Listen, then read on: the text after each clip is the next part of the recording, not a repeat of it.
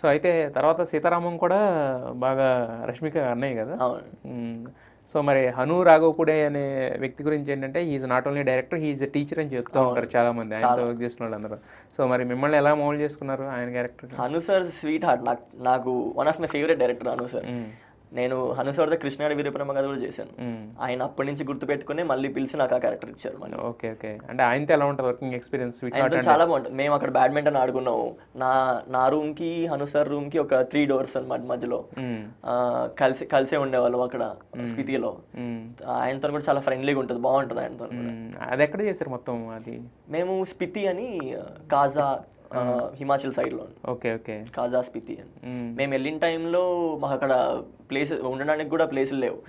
అక్కడ ఏరియా ఏమైందంటే మొత్తం అక్కడ రెడ్ అలర్ట్ అనమాట.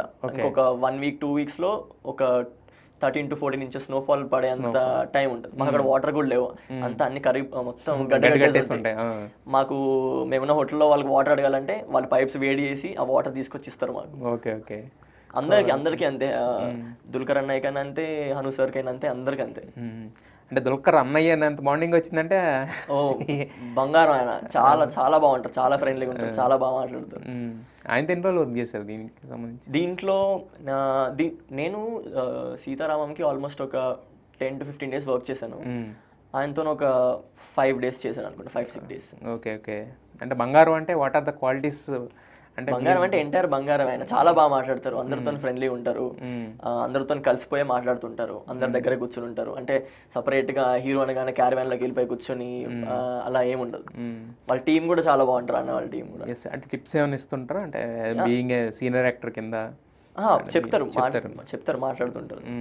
సో అప్పుడు మృణాల్ లేరా? ఆవిడ కూడా ఉన్నారా? మృణాల్ గారు ఒక్క సీన్లో ఉన్నారు. అప్పుడు అంటే నన్ను మృణాల్ గారికి ఆవిడందరికీ దుల్కర్ అనే నన్ను పరిచయం చేశాడు. అబ్బాయి బాహుబలిలో చేశాడు, సీనియర్ యాక్టర్ అబ్బాయి. ఆయన కానీ ముందు ఇంట్రడక్షన్. ఓకే. అన్నయ్య వాళ్ళు మృణాల్ గారికి వాళ్ళందరికీ పరిచయం చేశాడు. ఓ జనరల్గా అంటే మామూలుగా హీరోలకే మనం పరిచయం చేసుకోవాలి, బట్ హీరో తీసుకెళ్ళి మిమ్మల్ని పరిచయం చేశాడు.